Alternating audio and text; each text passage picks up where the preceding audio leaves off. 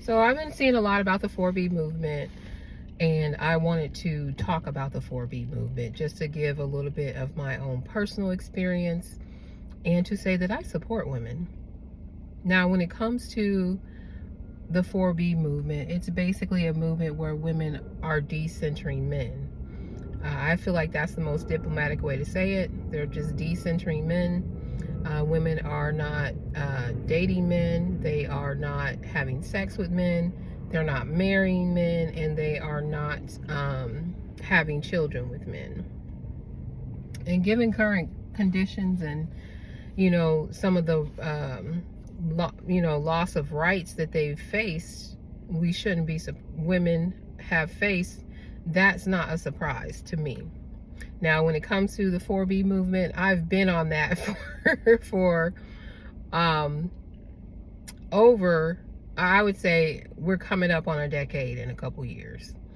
Simply because I did my whole dating bid out here, and I don't know, I feel when I'm in the waters, I feel a lot of damage. I feel a lot of trauma. I feel a lot of unprocessed negativity is what I'm feeling out here, or what I felt out there when I was in the water. So I was just like, forget that. I don't have time for this. I need to be on my journey to process my stuff.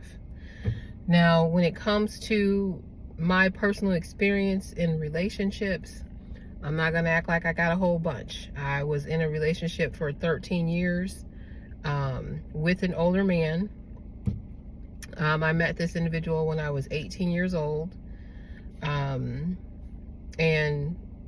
what I would say is the root cause of my not being with this individual, the root cause is culture. The root cause is a inability to self-heal, and because of those things, those are the number one barriers, y'all. It's nothing more, as far as I can tell. Culture, and then the inability to heal yourself.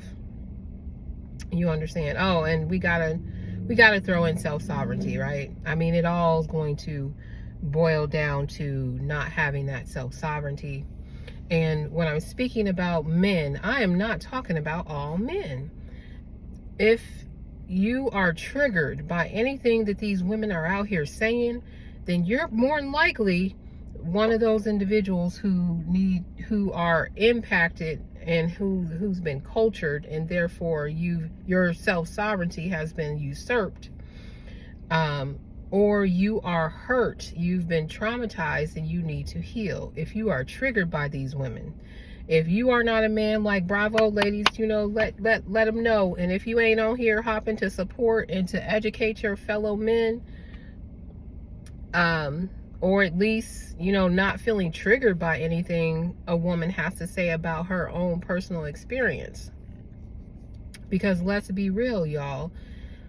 When we look at history, we have to look at history.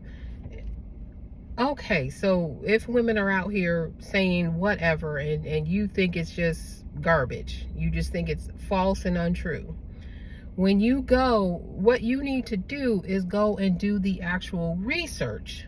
You understand what I'm saying? And nowadays, when it comes to online research, you're gonna have to be careful. You understand? Because now they have your algorithm, and they're going to, when you go to do your research, they're going to be showing you things that align with, you understand, the indoctrination that they are feeding you, or that they want to feed you, or that is being dispersed in the digital environment. Okay, so you have to do some real research. You have to go into the libraries. You have to look at history. You have to, watch those creators that you don't agree with and root through their information to find the truth. Now, what you will find, and what is common knowledge, is the fact that, women and children have been subjugated by men for ages, y'all, for ages. Now, I'm not finna get into the, oh, well, you know, that was good and whoop the bam. It was a spectrum, if you want the truth of it. I'm not with that whole good and bad bullshit. It is always a spectrum. Everything, always. You can't just say that you are all good and you can't claim to be all bad. Okay? So when it comes to our history, what we see is there's been a history of adult human beings who happen to be endowed with wombs that actually produce human beings. There's a history of those adult human beings not having the same respect and authority and autonomy as their male counterparts. This is just what it is. There is no argument about that, really. Let's be real. You know, for thousands of years now, let's be real. That is just what it is. Where women were treated as dependents to men, when really you all depend on each other. You understand? For ages, women have been relegated to a certain function in society. You understand? And that function has been really very, very static and really, really very rigid. When we talk about things being static and things being rigid, we're talking about masculine energies. Masculine energies. Let's get that straight. When it comes to change and, you know, dynamism and things of this nature, we're talking about the woman. We're talking about feminine energy. You understand? And we're supposed to have a balance of both. Women are supposed to have the balance and men are supposed to have the balance. Now, when it comes to patriarchy, the problem with patriarchy is it upsets that natural balance. It upsets the natural balance because it is changing the environment. You understand? It's changing the relationship environment between the man and the woman. So when it comes to us changing the relationship balance between men and women, we have to understand that we're making a choice.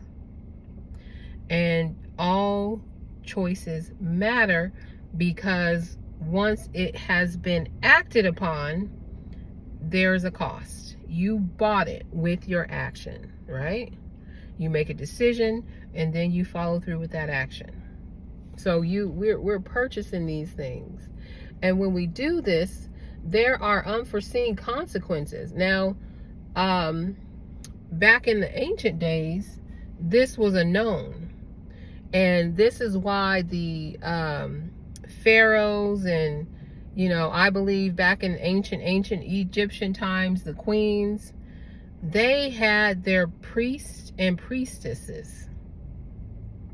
And they had those, and when it comes to the monarchies, you understand, and, you know, the empresses and the emperors over in Asia, and then the monarchies in Europe, they had advisors. And the reason for this, and hopefully some of them were of the spiritual sort, the reason for it is to help the leader understand, you know, the natural flow of things. And as we see through time, this has been lost. It's been lost because now the religious aspect, the aspect that's in tune with what we call God, is no longer in place. You have to understand that when we're talking about God, which is a term that is very unitized, you know, you cannot, There is no term that I have. Some people use the Most High. Those are human words, baby. We're talking about something that cannot fit within the bounds of what a human being conceives. Not in your fleshly vessels. Not at all. So the only thing that I can really ascribe it to would be a word like the universe, or a word like life. And when it comes to life, you understand, we can see that life is rolling out in a certain order. You know, it is organized, and it has a symmetry and a harmony and a synergy that we haven't been able to really reproduce, human beings. So when it comes to us when it comes to life and its order and its natural processes and things of this nature, this is not something that we need to mess with. You understand? It's not something that we should be concerned about. It is not our job to create planets and maintain the environment. It's becoming our job because we're fucking stuff up. You understand? Because we're not in tune with life. We're not in tune with life anymore. We're like this child who is 3 years old and is convinced that they know what being an adult is about, and they've only had 3 years of experience as being a human being. You understand what I'm saying? We can't send a 3-year-old to Wall Street, can we? No. It's just not going to work out. So this is kind of what we're dealing with. And so when it comes to the leadership that I was speaking about, the kings and the queens and pharaohs of old, and the emperors and empresses of old, and the kings and queens of old, and how they set themselves up, you understand, because they understood they understood by degrees about the infinite intelligence of life. You understand? Because when you roll it back to the ancient Egyptian days, you know what I'm saying? The gods were nature. To boil it down and make it simple. And you will find this thing all throughout Africa. All throughout all of the ancient kingdoms. Africa, India, China, you know, lots of European cultures in the beginning, you know, were very attributed the forces of nature to the gods. So we know what rules here. We know well. It is embedded in our DNA as human beings. But to move on, it's what we've done is we've deviated from it. You understand? And so we need to sort out what the source of this deviation is. And if you ask me, knowing human beings like I know human beings, we got into some shit we weren't supposed to be into.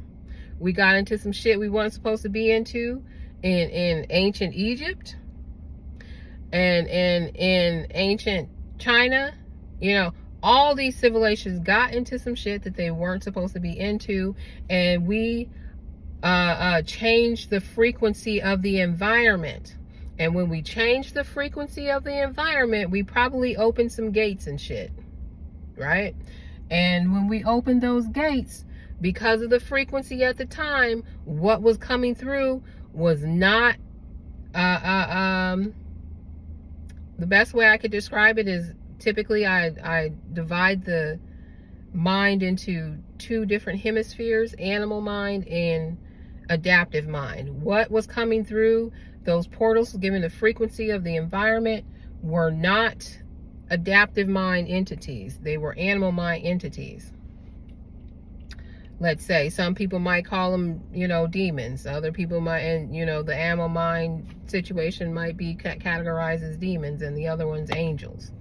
So, when we diverged from the natural order of life, when we started creating cultures and religions and practices that did not align with life, we changed the frequency. So when the frequency was changed, now we have a situation where we're attracting. Not only did we change the frequencies, I believe some humans got hip to it. They was like, oh shit. You know what I'm saying? As curious as we are, we probably were like, well, let's see what this is about. Not understanding that what kept those types of energies, which probably existed on the planet before and probably self-annihilated themselves, what kept those frequencies in their place, what kept those entities in their place was the planetary frequency. And we don't know, because that history's been erased, we don't know how fucking powerful these low level or these low frequency entities are. We don't know, because that history is not accessible to us. Maybe there's some spiritual Zen out there who might be able to dive deep into the genetic DNA, if it's possible. Because it could have been that the data that was being collected in those beings was so destructive, they had to clean the slate, and they could not even use any of the genetics. For all we know. For all we fucking know. But it's a theory. It's my theory. But, and I don't know if others have, spoken on this, or if they've thought about it, or what have you. Most of the time, a lot of things that kind of come through, other people are talking about it as well.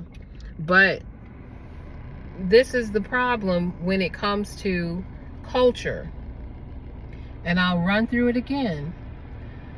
Any culture, any practice, or any ideology that does not align with life is going